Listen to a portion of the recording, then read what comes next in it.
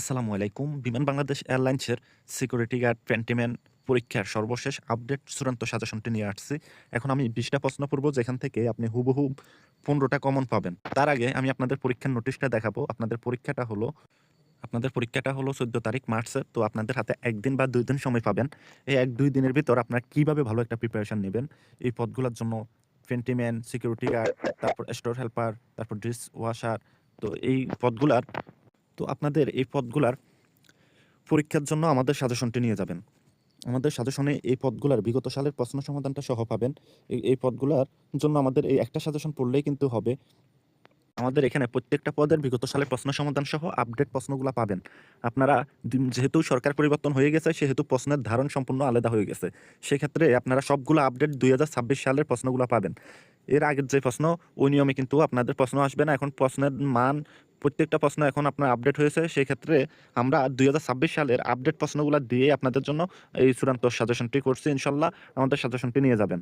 তো এখন আমি কয়েকটা প্রশ্ন গুরুত্বপূর্ণ পড়ে শোনাবো যেগুলা প্রত্যেকটা প্রশ্ন খুবই গুরুত্বপূর্ণ। যেগুলা প্রতিটা পদের জন্য আসতে পারে এতটাই ইম্পর্টেন্ট প্রশ্ন। তো আসুন আমি প্রশ্নগুলা পড়ে আপনাদেরকে শোনাই। যেমন বিমান বাংলাদেশের প্রতিষ্ঠাকাল কবে? এটা সঠিক আনসার হবে ৪ জানুয়ারি ১৯৭২। তারপরের প্রশ্নটা বাংলা বর্ণমালাকে কয় ভাগে ভাগ করা যায়? এটা সঠিক আনসার হবে ২ ভাগে। একটা হলো স্বরবর্ণ আরেকটা ব্যঞ্জনবর্ণ। তারপর বাংলা উপসর্গ কত প্রকার? এটা সঠিক আনসার হবে ৩ প্রকার। তারপর এগুলা কি, কি এখানে ব্যাখ্যাতে দেওয়া আছে আপনারা এগুলোও দেখে নিতে পারেন। তো ২০২৬ সালের জন্য আমাদের এই সাজেশনের কোনো বিকল্প নেই। এখানে প্রত্যেকটা প্রশ্ন গুরুত্বপূর্ণ। আপনি ইনশাআল্লাহ এগুলো পড়লে শতভাগ কমন পাবেন। এগুলো সবগুলা আপনার এই পদগুলোর জন্য কমন উপযোগী। এগুলা থেকেই প্রশ্ন আসবে। এগুলোর বাইরে কিছু থাকবে না। তারপর যেমন আমি আরো কয়েকটা প্রশ্ন পড়ে শোনাই। কক্সবাজার বিমানবন্দরে কত ফুট দৈর্ঘ্যের রানওয়ে তৈরি করা হচ্ছে বা হয়েছে? এটা সঠিক আনসার হবে ৯৫০০। তারপর তারপর জাতীয় কবি কাজী নজরুল ইসলামের জন্ম তারিখ কবে? এটা সঠিক আনসার হবে ১১ই জ্যৈষ্ঠ। তারপর বাংলাদেশে আন্তর্জাতিক বিমানবন্দর কয়টি? এটা সঠিক আনসার হবে ৩টি। এই বিমানবন্দরগুলা কি, কি এখানে ব্যাখ্যাতে দেওয়া আছে এগুলা শিখে নিবেন। এগুলো আপনাদের ভাইভাতেও প্রশ্ন করবে। তো আপনারা ভাইভা পরীক্ষা দিয়েছেন তারা জানেন এই প্রশ্নগুলোর বাইরে কিছুই করে না এবং কি এমসিকিউ পরীক্ষায়ও এগুলো থেকেই প্রশ্ন আসবে। যেমন আমি এই প্রশ্নগুলো দেখাই তাহলে আপনারা বুঝতে পারবেন। বিমানের প্রতীক বলাকায়ের ডিজাইনার কে? এটা সঠিক আনসার হবে কামরুল হাসান। বিমানের প্রতীক বালাকায়ের ডিজাইনার কে? এটা সঠিক আনসার হবে কামরুল হাসান।